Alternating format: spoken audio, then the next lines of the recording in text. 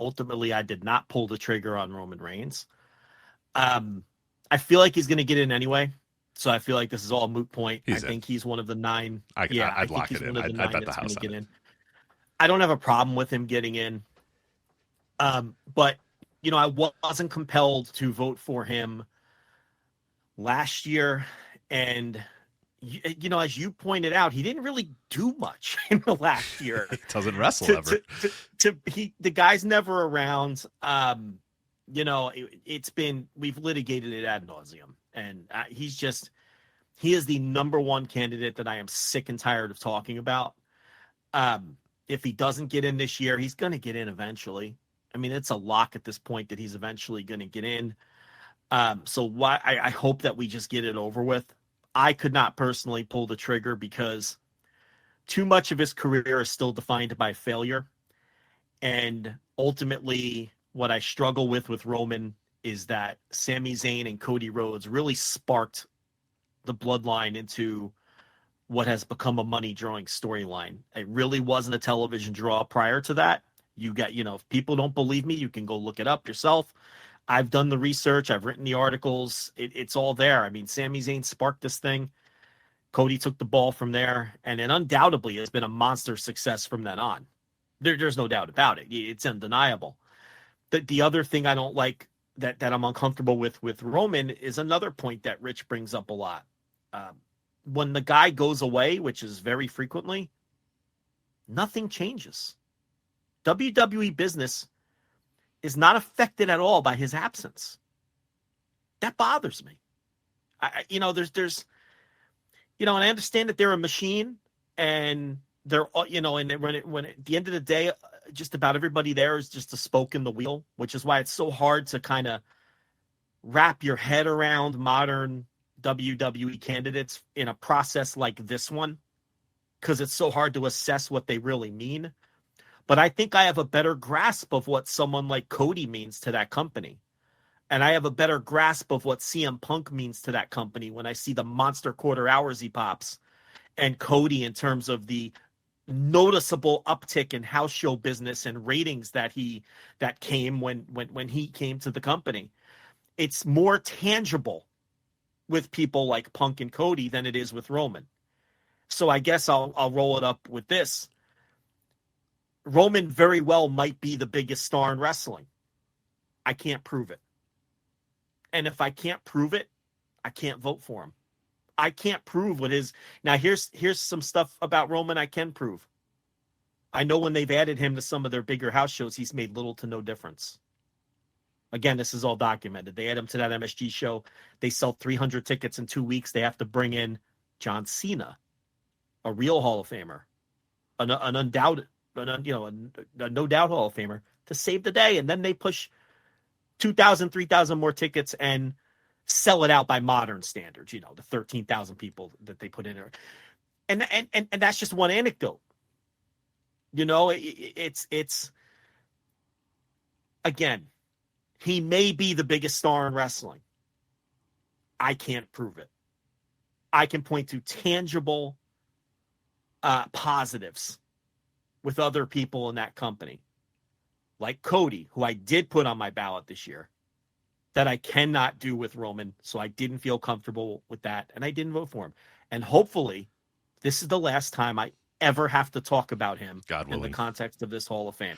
Roman, exact same thing that you kind of came to. He was on it, and I'm thinking, should I just fucking vote for this guy? And then I thought, hold on a minute. No, we are given 3 criteria. And again, I don't want to spend that much time on Roman. And like I said, God willing, this is the last time we talk about Roman on these Wrestling Observer Hall of Fame things. I want him to get in.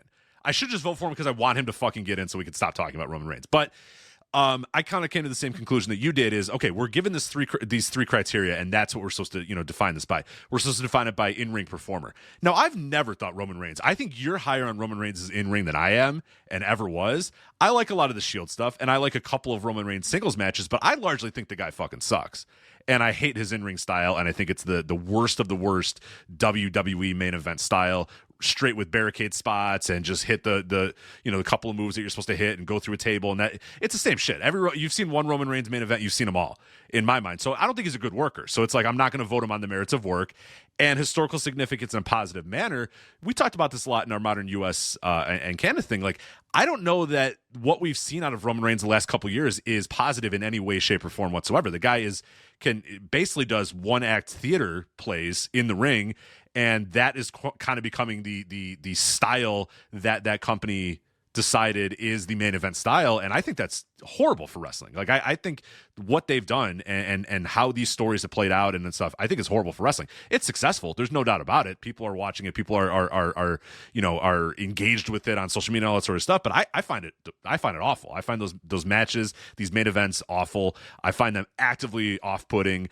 And like you always say, Roman Reigns and these guys can go out there and have great matches in these main event spots. They can go out there and have these 30-minute great matches. They've decided to hack the system and say, we don't have to do shit. We don't have to do anything. We can just go out there and do these one-act plays, and they get as over as they would if we were going out there and doing a bunch of shit. So I find that as a negative historical significance. And then the draw stuff. You brought it up right there. We have this sort of idea that, oh, well, the company's, Roman Reigns is at the top of the company and the company's big, so he's got to be in. And I just haven't quite seen it yet. There's a lot there's not enough that you can point directly to Roman Reigns. There's not enough that you could say, yes, that guy drew that. That guy did this. That guy did. I mean, I can do that with Sammy. I can do that with Cody. I can do that with John Cena. I can do that with several other guys. I can do it with The Rock. I can do it with these guys that are no doubt Hall of Famers. You can't do it with Roman. And the big thing, and you brought it up, I bring it up all the time. When he goes away, it never matters. It never affects business. He comes back, the ratings might do, okay or whatever for 1 week or whatever. But if he goes away again, like he does for months at a time, it never suffers. And I think that hurts. And he's in the midst of his babyface run right now, his big time babyface run. The thing that they've always wanted him to be is this big time babyface. It might become very obvious that Roman Reigns is a Hall of Famer in a year or two if this babyface reign becomes this gigantic thing, and it's very clear that people are buying tickets and engaging with the product solely because of Roman Reigns. Right now, I don't see that. And ultimately, I think he's probably going to get in. And I'm hoping that we never have to talk about him again. But I didn't vote for him because I just don't see it. I don't like his in-ring. I think historical significance in a positive manner, he's a negative. And the draw stuff, I mean, he is still very much defined by failure. We're ignoring that for 8 years they basically rammed him down everyone's throats to the point that WWE was as cold as it had been in decades, because largely of their just forced Roman Reigns pushes year after year after year after year after year, and the crowd actively rejected it. So that's got to weigh a little bit heavily in a Hall of Fame candidacy as well. So that's why ultimately I did not vote for Roman Reigns, but I'm like you. Fingers crossed he gets in and we just have to never talk about him ever again. Yeah, I won't be offended if he gets in. No. I get it. And again, we might be dead wrong. He might be the biggest star in wrestling. I can't prove it. That's my issue. And I know we can't vote on, we shouldn't, hypotheticals don't matter, but 7-8 years of failed push, no other wrestler in history would have gotten that much leash. They were able to do it because of the media rights contracts.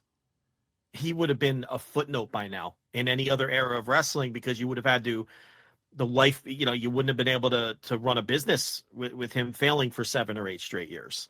Right. So, but again, you don't vote on what would have happened. You have to vote on what has happened. But, one more quick note, we'll move on to Japan on his work.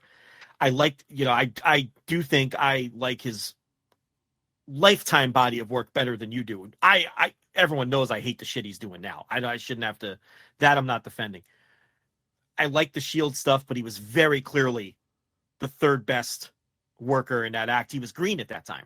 He'd take the hot tags and do the Superman punch, and those Shield matches in totality, they had a lot of really good matches, but he was the least interesting worker out of the three. Rollins was the workhorse. Moxley, to me, was always the most interesting guy in the trio.